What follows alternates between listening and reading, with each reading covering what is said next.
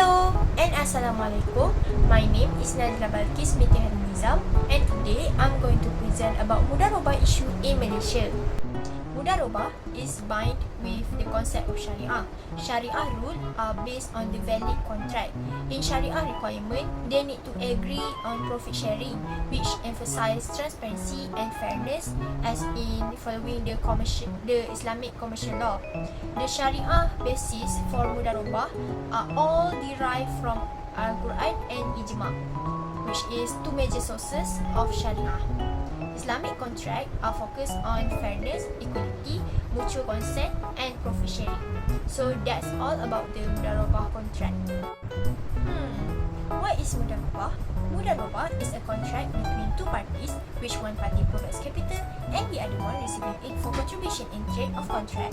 In Islamic perspective, mudharabah is profit sharing, which consists of one Rabb al-Mal, investor, and one mudharib as an entrepreneur. Now, let's take a look at elements of valid contract.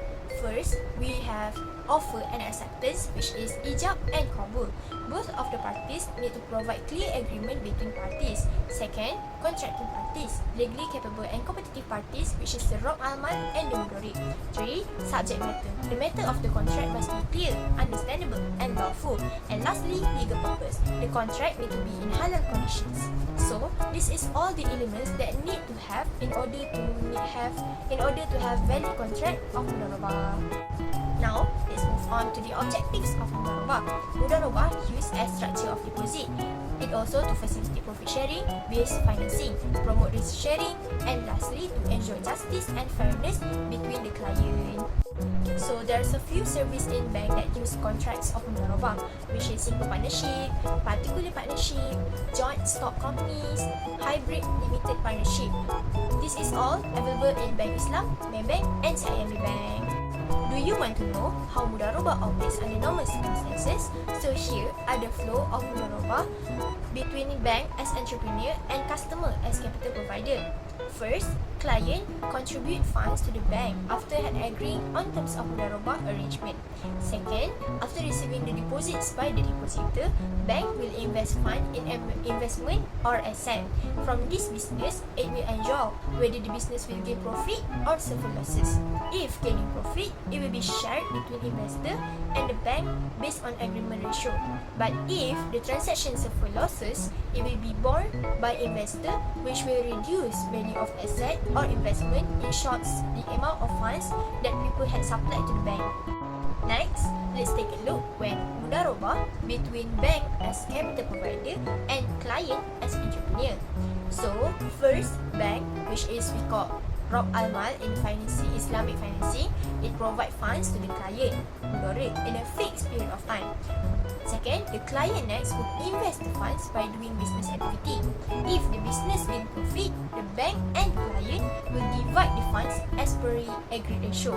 But if the business suffer losses, the bank will bear with all the financial losses, capital, while the client do not lose anything, but it just lost time in effort on the business. Now, we've come to the important part of our discussion, which is the issue that consists in mudharabah contract. First, it is because high risk.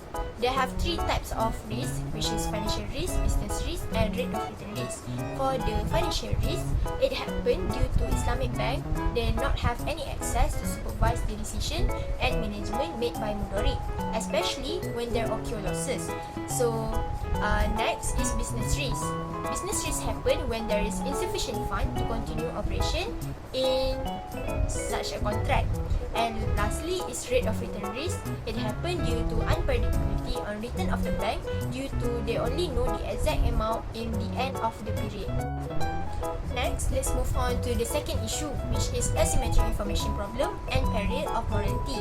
Islamic banks, they do not able to receive information regarding its profitability. So this will next lead to conflict between both client and the banks. How asymmetric information happens? It is happen when mudharib and musharrik fails to inform outcome of the project accurately because of untruthful and not honest behavior. Next, the issue that bind with contract of mudharabah is darman, which is guarantee. Guarantee can determine honest effort and determination to guarantee whether the business are on the correct track. The partner that requests the finance is lack of capital funds, so they could not afford to provide guarantee for banks. So this is the three issue that have in contract of Mudarabah and need to improve by Malaysia Committee. Now, we already take a look at the issue of Mudarabah in contract.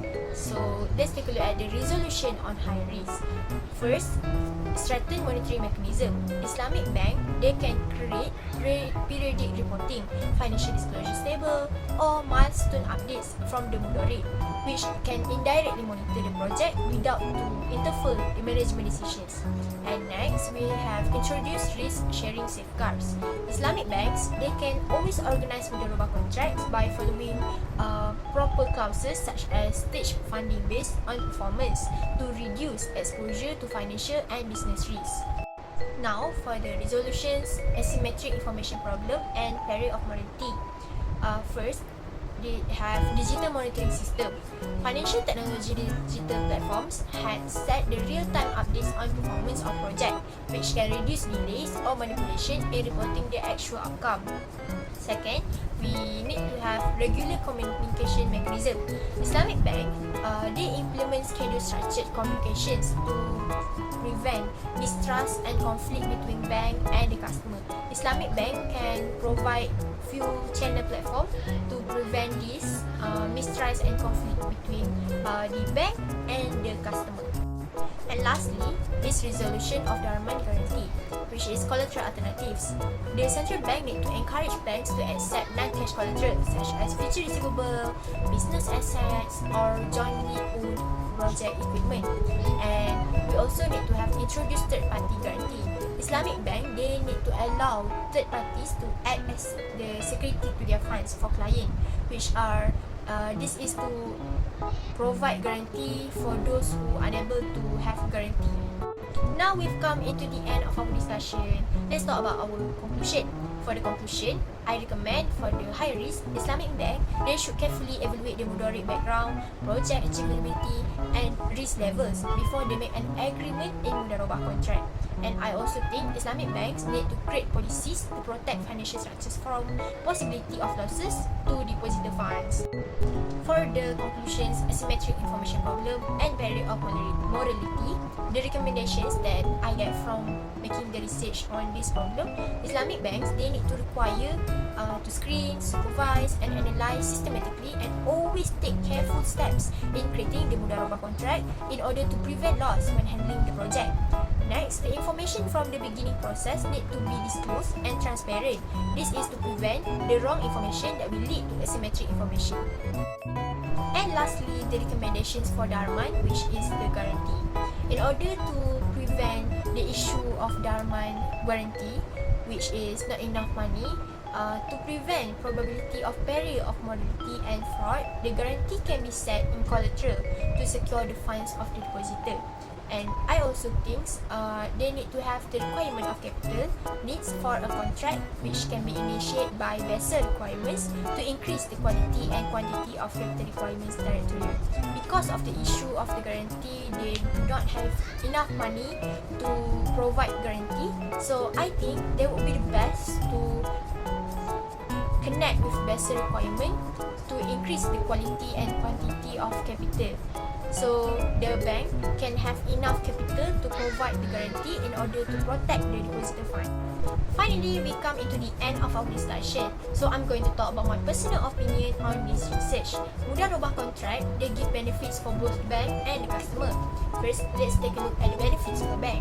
They can earn share profit without managing the business because the Mudarabah contract is sharing profit, so they need to earn share profit without the needs to manage the business.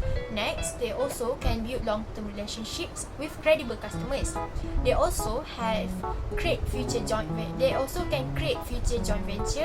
opportunities. Next, let's take a look at the benefit for customers. Mudarrib, which is customer, they can earn a great amount of profit as the reward for them for effort and risk. And they also have gained economic empowerment, and it also can build trust with the bank. So that's all from me. And wabillahi taufiq wal hidayah. Assalamualaikum warahmatullahi wabarakatuh.